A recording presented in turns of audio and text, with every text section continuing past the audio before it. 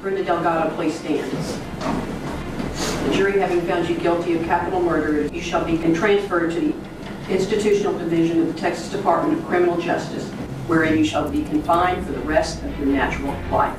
Good luck to you.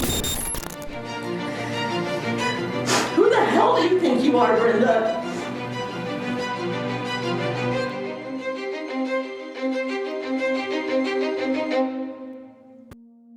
Brenda Delgado, ambitious ever since she was a child, loved by her teachers, considered an excellent student in school. She was the only girl amongst her 5 siblings. Her parents, Luis and Maria, immigrated from Mexico, dreaming big for their family future. Luis, her father, called Texas opportunity. And from the looks of it, she had 2 loving and hardworking parents. Brenda's father had started in construction and her mother in a U.S. post office, balancing her second job as a house cleaner. Brenda had worked part-time in a floral shop, and just like her mother, she balanced a second job as a waitress after school. But Brenda thought to herself, there must be more. In fact, she had a dream. She dreamed of entering the medical field. Unfortunately, that squashed fast. Her family lived in a lower-income community and couldn't afford to send her to college for this dream. She continued to live with her parents until graduating from Skyline High School in 2000. Brenda decided to begin a job as a dental assistant, additionally working at a day spa in North Park Center, whitening teeth. And just like her family did, she worked from the ground up, small steps at a time. Eventually, she was able to build connections and rent a spare room in Northeast Dallas from a married childhood friend. As for her social life, occasionally, she went out with girlfriends to trendy restaurants and bars uptown. And that day spa that she worked at was an upscale spot at the popular high-end mall in North Dallas. She couldn't afford to live luxuriously as some uptown women do. So she bought her clothes from stores like Forever 21, just to fit in. It's said that Brenda sparked male attention naturally, but didn't flirt or flaunt to get it. In fact, she wasn't interested in hardly anyone who was interested in her. Life was working out pretty well, and then it shifted. Things went from good to great when a man named Ricky Paniagua entered her life around 2012 after meeting on a dating app. A tall and stunning dermatologist, which was most likely a turn-on for Brenda, who also desired the medical field for herself. Ricky seemed sophisticated, introverted, and was a fantastic writer, researching and co-authoring academic papers. Ricky had been married in California and divorced by the time that he was in Texas. He, too, had come from a rough start, raised up in a single-wide trailer in Northern California. So he could appreciate Brenda's desire to work up, and he did not look down on her for her current position in her life at that time. There was something admirable about Brenda, despite many females admiring Ricky. It was Brenda, Ricky had decided. She was so special. He wooed her on their first date, bypassing wine and roses, and headed straight for a memorable, fun-filled night at a Jennifer Lopez concert. By November of 2012, her childhood friend that she was renting the room from said that her and her husband were leaving the apartment. So that meant Brenda was going to have to leave too. That said, she went to Ricky and asked if she could stay with him for a bit. And Ricky said, just stay. Come in. Stay. Be with me. Move in. Brenda was in such awe of Ricky and her new home. He lived in a very upscale apartment just across Central Expressway from uptown. Ricky also ended up meeting Brenda's parents, attempting to speak Spanish with them as they cooked for Ricky. There was nothing that Brenda had to do to be accepted by Ricky. Everything about her was so natural, it just flowed. Ricky just went with everything when it came to Brenda. Finally, Brenda had found her person, and she was living the life that she had so desperately wanted. Brenda expressed how much she was into her boyfriend Ricky very strongly on his birthday by 2013. She took to Facebook and she declared, "Happy birthday to the most amazing and smartest man that I know. Ricky, together we've shared so much happiness. You are my best friend. I love you with all my heart, and I can't imagine life without you." But they were having a little too much fun, and things spun into something a lot more serious. Brenda found out that she was pregnant. This meant everything would change, and both parties decided, not ready. The option to abort became a final decision, leaving Brenda pretty distressed. However, she pinned a point in time later for her and Ricky. Later, she would mother his children. By the fall of that year in 2013, she carried on with her goals, joining a dental hygiene school at Sanford Brown. However, come time for the introduction of students in class, it was as if Brenda was not Brenda, but more so Ricky. That's pretty much all she talked about when it came time to introduce each of the new students in the class. That's all she talked about was Ricky. She even went as far as to brag on his career to reflect how fortunate she was. She kept reiterating that he was going to have a lot of money and that dermatology is the highest paying type of medicine. By early 2014, she was wearing a promise ring that Ricky had given her. He took her to Mexico to visit her relatives, and she landed a great job as a dental hygienist on weekends. She also started helping Ricky with paying the bills on their new 2-bedroom apartment, even arranging her mother to come keep up and clean their apartment. But by July of 2014, she arrived to class a hot mess. Ricky had ended things with Brenda. It was as if her world fell apart completely. She was asked to move out. Her grades fell, and for a few weeks, she withdrew from the dental hygiene program. However, at this time, Ricky was off venturing and trying new things. He decided he was going to join a salsa class. What do you know? In strolls in his ex, Brenda. They engage in dance with a variety of different partners within the class, and obviously, they have to cross paths on the dance floor with one another. So eventually, Ricky found himself paired with her once more. As they glided across the dance floor, the undeniable chemistry between the two of them resurfaced with great intensity. He was noticing her magic again, Brenda, and she was on a cloud in his arms once again. They couldn't help it. They got back together, and actually, they ended up making salsa dancing a part of their newly restored relationship. For the first few months, things went back to normal. It was like the honeymoon stage all over again. However, this time, some things were different. She was not asked to move back in by Ricky into the apartment they were once sharing together, and instead, she had her own apartment about a mile away from Ricky's behind a Target. Instead, they moved a little slower, and Ricky honored her by helping her with her bills. She was, at the time,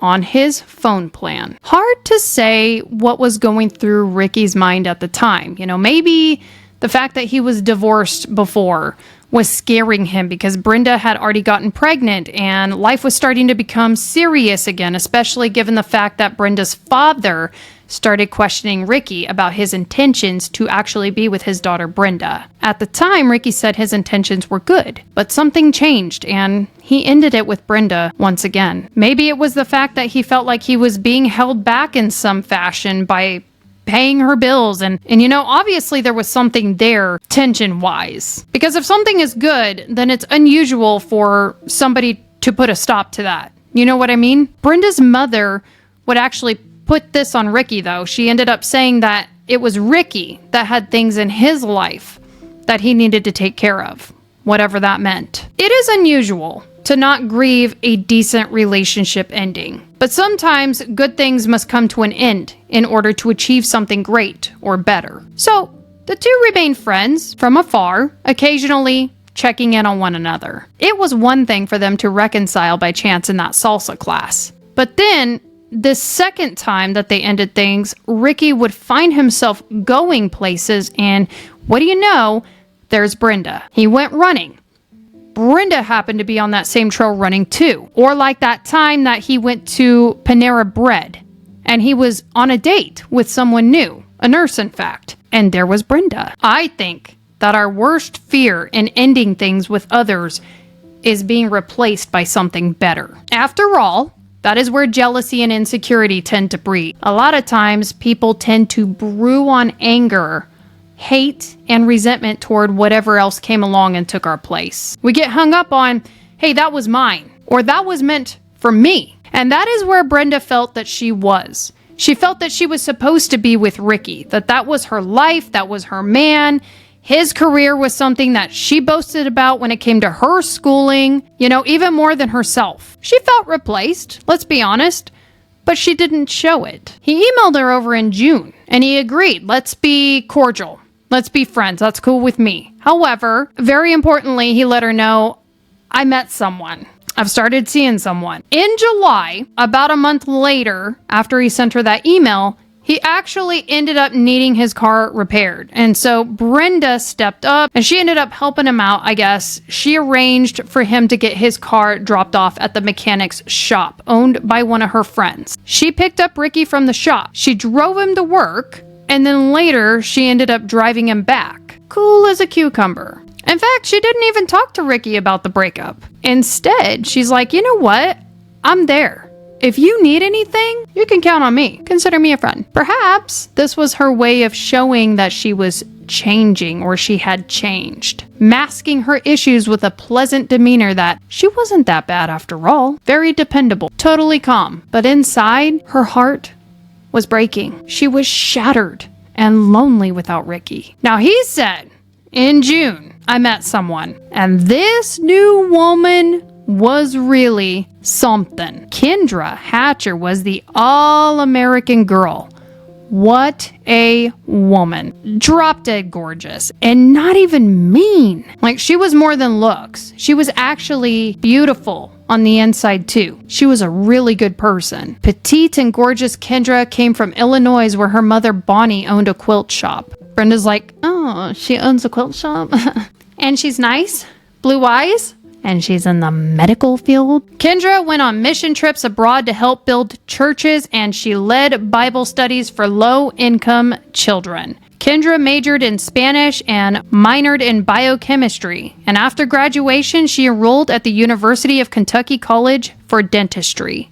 Brenda is spending all of her free time cyber-stalking someone who is spending all of her free time working for Habitat of Humanity. One time, she traveled during Christmas to Ecuador to perform free dental work for children. While people remembered Brenda as someone who talked about Ricky in her class, a classmate remembered Kendra as the most generous and giving friend. This friend said you could call Kendra at 3 a.m. and she would answer without any hesitation. Her laugh was contagious, high-pitched, and full of joy. So you can just see Brenda's face like, seriously, universe? Seriously? Nobody is perfect. Kendra had also divorced her college boyfriend. Back to perfect. In 2010, she moved to Dallas and lived at Gables Park 17, which features a saltwater infinity pool, a fitness studio, a gourmet coffee bar, a cyber lounge, and a 24-hour concierge. And she had a great job working at Smile Zone with kids. She did yoga, and it said that men would just, gaze at this woman. But hey, her standards were high. In fact, she decided to see what was out there. She was a busy, focused woman, so she joined Tinder, and she found this really nice-looking guy named Ricky, whose bio line read, living out my childhood dream as a physician. Very happy and in a great place in life. Enjoy running, exploring places new to me, and opening the car door for my date. Boom. Swipe right. Ricky and Kendra ended up meeting up in person. And did the flames aflame?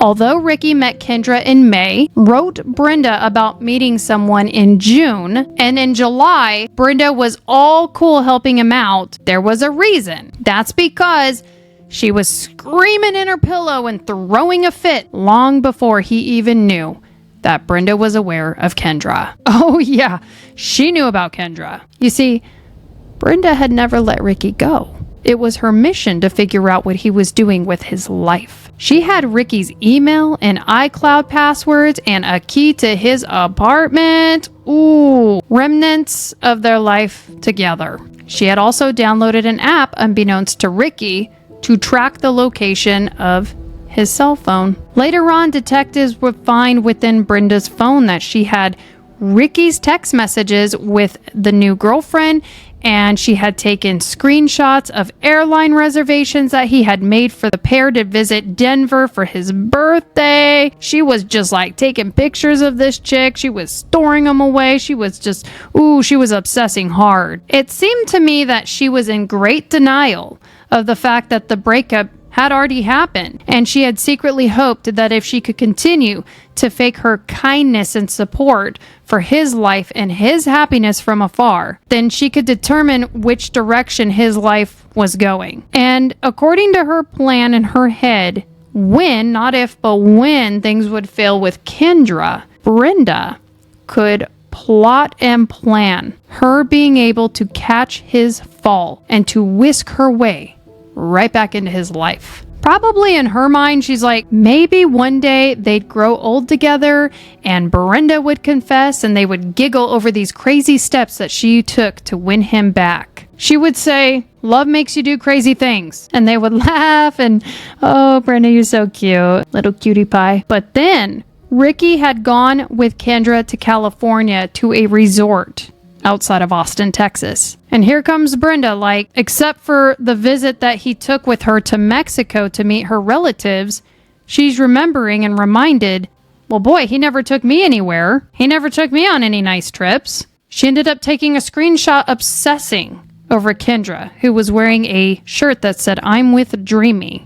She also took another screenshot of Ricky and Kendra posing happily in front of the Dallas skyline. And it was all just a bunch of stalking and a little bit of obsession, trying to really gravitate the breakup if she could help it. But the problem was, Kendra was not really going anywhere anytime soon. In fact, she was the real deal. Her Facebook was showing openly that she was absolutely crazy about Ricky. So, Brenda's mad. She marched herself to a restaurant and went on a date with a man named Roberto, a car salesman who seemed romantically interested in her, but she blew it. All she talked about was her ex, Ricky, and his new flame, Kendra. After dinner, she asked her date, hey, will you give me a ride to Gables Park 17? He did. Unbeknownst to him, Kendra lived there. All Brenda did was look out the window and watch for Kendra. A man named Milton Martinez also went on a date with Brenda. There, she obsessively talked about Ricky and Kendra again. She ended up asking this guy if he knew someone that could hurt someone. He said no, and I don't think he ever asked her out again. Brenda's plan was folding. This wasn't going away as she anticipated. It was starting to turn out like she was not going to get her opportunity to be the white knight on a horse for her lover.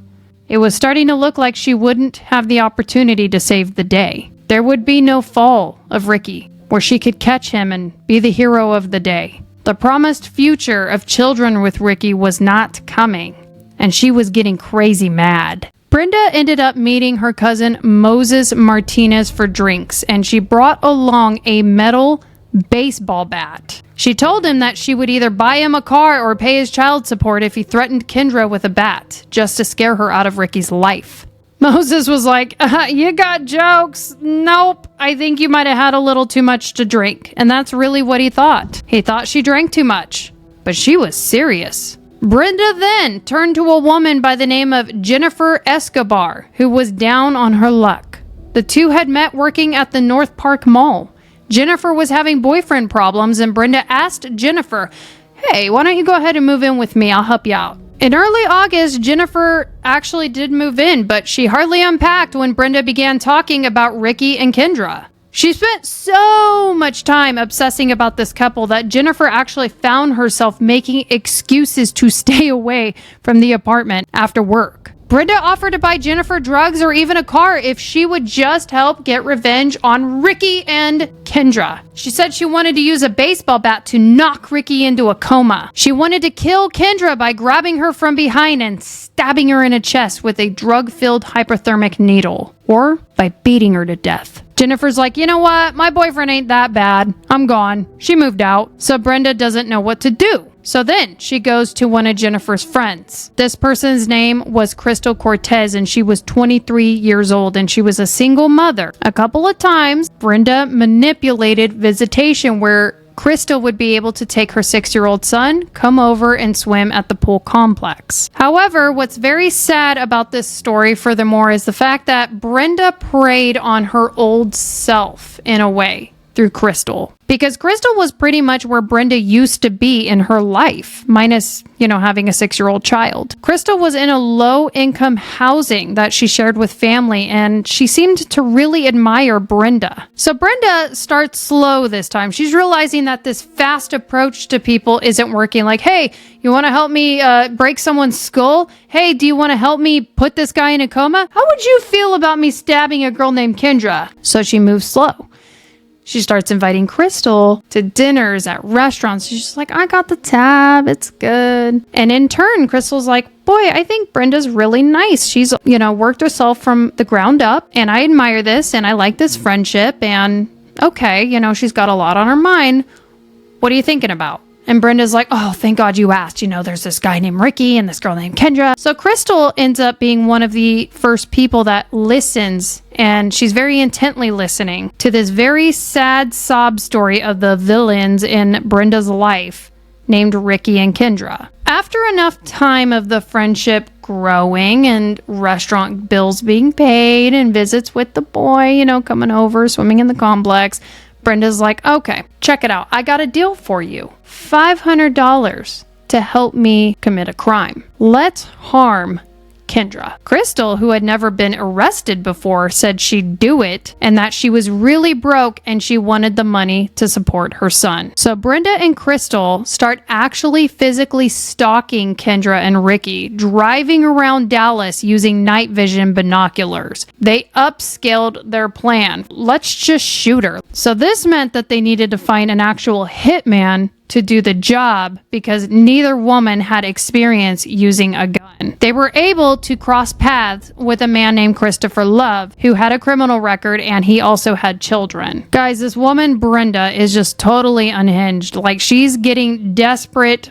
people with kids involved. Christopher Love had been convicted of aggravated assault, aggravated robbery, and burglary of a residence, and he ended up telling a friend that he wanted to start a prostitution ring. All he needed to accomplish this crime was money to do it. So Brenda's like, yeah, whatever, bro, I got it. You want to, commit more crimes, ruin your life, okay, but I need you to do this one crime for me. Like, I don't ask for a lot. That's all I want. Come on. We'll work the money out. She's getting all excited. She's like, I'm getting my whole team in on this. Finally. So Brenda, Crystal, and Christopher, they all, they get together and they start talking about this. To impress Christopher, Brenda made up a story about having connections to a drug cartel, and she said that she would pay Christopher a combination of drugs and cash, supposedly totaling $3,000 in value if he joined her murder for hire team. He's like, then I can do prostitution work.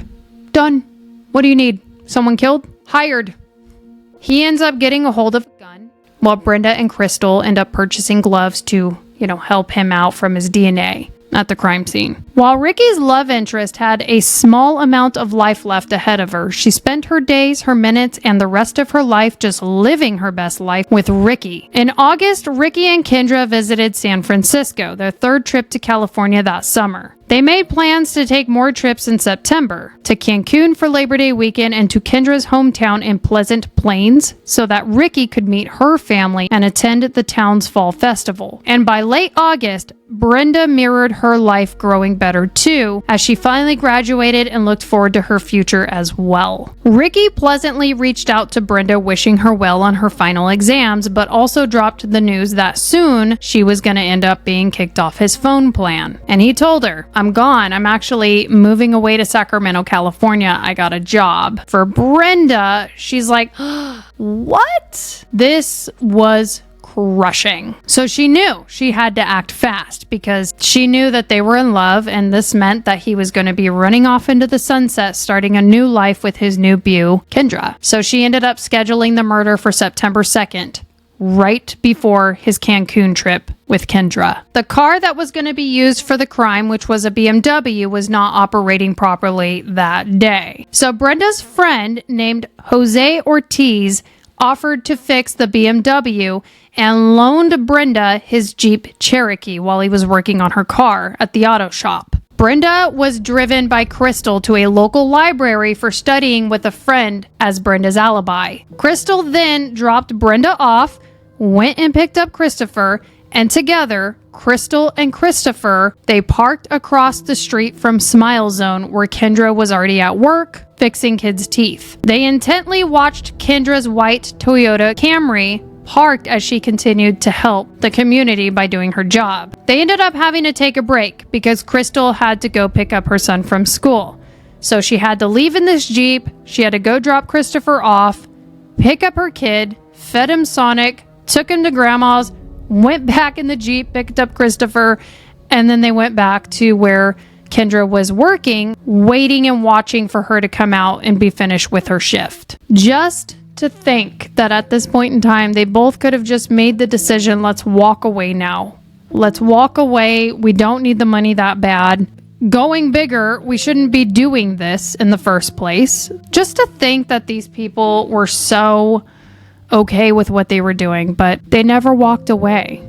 They sat there and waited to follow through on the plan and ruin so many people's lives. They ended up watching her walk out to her vehicle and they followed her to her apartment complex. However, Kendra was able to buy a few more minutes of time in her life because she took a detour to get a waterproof camera to use on her vacation in Cancun with the love of her life, Ricky. Several minutes later, Kendra arrived to her apartment complex and drove into the parking garage. Christopher, who had been seated in the rear of the Jeep, exited the vehicle immediately after Kendra drove up and parked in the garage. He approached her parking spot, and as she emerged from her car, he drew out the pistol and he shot her in the head. A nearby resident in the parking garage reported hearing Kendra's scream, describing this as more like an animal and not like a human at all. Christopher then seized Kendra's coach purse and her camera before swiftly returning to the Jeep.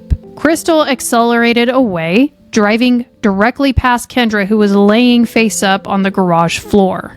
During the time that the murder was being committed, Brenda was having drinks with Jose at Chili's. She called Crystal to confirm that the task had been completed, and then they all decided that they were going to meet back at Jose's so they could swap out the Jeep and the BMW. Brenda ended up grabbing Kendra's purse, and she was very proud of herself for the accomplished task. Well, obviously, somebody had died, so there needed to be an investigation. Ricky was one of the closer people to Kendra, so during the interrogation of Ricky that evening, he expressed that he was not aware of anyone who could wish harm on Kendra. Notably, he did end up letting Brenda know that somebody had killed his girlfriend. He did not consider Brenda a primary suspect at all, and Brenda had her moment. She was there to catch him while he was falling into grief. Eric Barnes, a veteran Dallas police homicide detective, was able to obtain grainy footage of the Jeep from within the garage. The footage showed that the Jeep had belonged to Jose. So Jose calls Brenda. He's frantic and he's asking Brenda,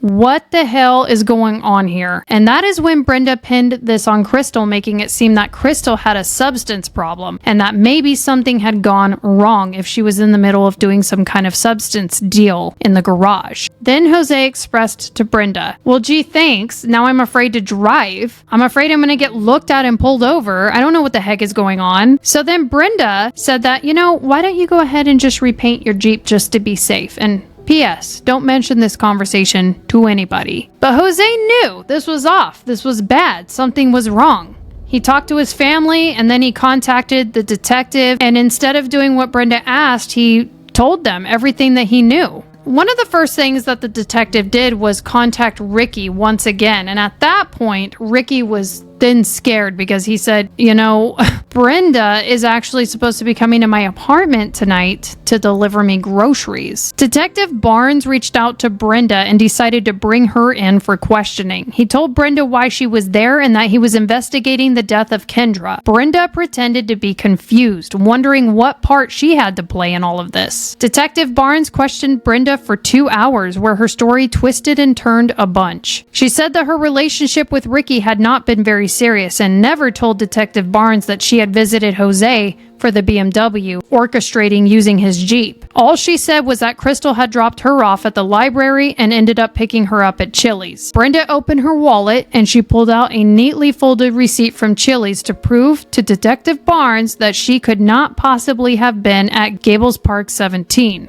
Then they investigated Crystal's story. Her story also changed a lot in regards to why the Jeep was in the parking garage when Kendra Hatcher was killed. First, it was that she could dine at a restaurant nearby. Then it was so she could take her son, who she said was in the back seat, to a park nearby. Then she said a man named Lamar forced her at gunpoint to drive into the garage where he only aimed to rob Kendra. Finally, after so much time and many stories later, she admitted that Brenda orchestrated a robbery and she pretended to not know that this would all end in murder. Now, Detective Barnes walked back into where Brenda was and he turned up the heat in a very tricky way. He told her, "I've had my heart broken and I know what it feels like. I understand what it's like to want something you can't have. I also know what it feels like to want something so bad you're willing to do anything for it. All of this revolves around you, and it's all because of something you could not have. You couldn't get him back as long as she was alive. I think you hated the fact that you weren't good enough for Ricky. Maybe he didn't like the way you look. Maybe he didn't want a dental hygienist anymore. Maybe he wanted a dentist. Maybe he didn't like the fact that your parents weren't well off. Maybe he didn't want a girlfriend from Pleasant Grove. Maybe his standards were too high for you. But for whatever reason, you weren't good enough for him. And that's a hard pill to swallow. Very hard to swallow. To look in the mirror and say, what did she have that I didn't? I don't think you're a bad person," he continued to tell Brenda. "But you know what? You've been stomped on. You feel like you've been hurt. You've run out of options. Everybody has a point where they break. And that's what I think happened," he said. And though it seemed like Brenda was about to bend, she didn't fold. So he decided to book her on an unpaid parking ticket, but she quickly paid it and she was free to go. Crystal ended up getting booked on capital murder charges. Shortly thereafter, investigators discovered through phone records that Crystal had been in communication with Christopher Love in the days preceding to Kendra's murder. A search of Christopher Love's vehicle revealed the concealed weapon behind the glove compartment, which ended up leading to his arrest. Following this, authorities initiated a search for Brenda in order to take her into custody. But she gone. She left. She was nowhere to be found. Brenda proceeded to live a quiet and humbled little life for about 6 months with relatives in Mexico. She was very good at living in the shadows during this time. However, she was eventually found by Mexican authorities who worked closely with the FBI. Brenda held U.S. citizenship. However, due to her birth in Mexico, she also retained her Mexican citizenship as well. Under Mexican law, she could not be extradited to a country that sought the death penalty for her offense.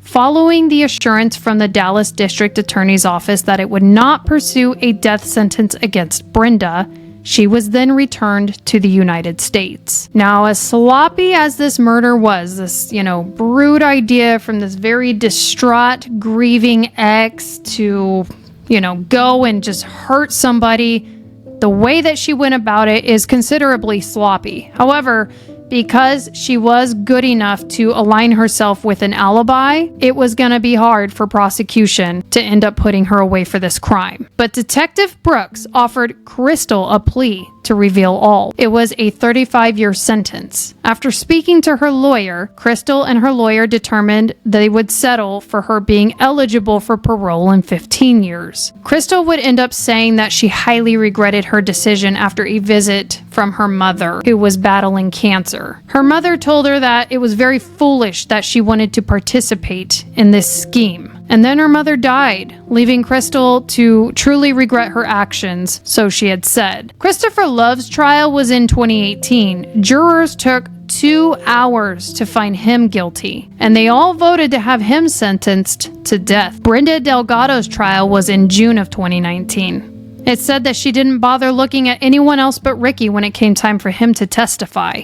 And for a moment in time, the two locked eyes before Ricky broke the eye contact and looked away. It took jurors only 20 minutes to return a guilty verdict for capital murder, and the judge sentenced Brenda to life in prison without parole. She has not spoken of what exactly drove her to this decision, but Bonnie Jameson, Kendra's mother, stated to Brenda, "You, Brenda Delgado, have earned your spot here on Earth, behind cold steel bars for the rest of your miserable, pathetic life. And if justice could have handed you a death sentence, make no mistake, I would have been there front and center. And that, loved ones, is the tragic death of Kendra Hatcher. What a tragic case. It's so frustrating. It's just one of those cases that leaves you bitter and upset because nobody but Brenda, Crystal, and Christopher did anything wrong. The fact that two people wanted to be freely in love with one another is just so upsetting. That somebody like Brenda comes along and tries to make this a big love triangle when it simply just isn't. This is just one of those cases. Two people just trying to be together. Two more desperate people needing some money, thinking that they were smart enough to get away with this, and one very sick, envious individual. Anyway, whew, what a case. Thank you guys so much for tuning in. I appreciate it. Hey, love on your spouses. Hug your children, stay safe out there, be blessed, and I will be seeing you next week for another case. I'm Chelsea J.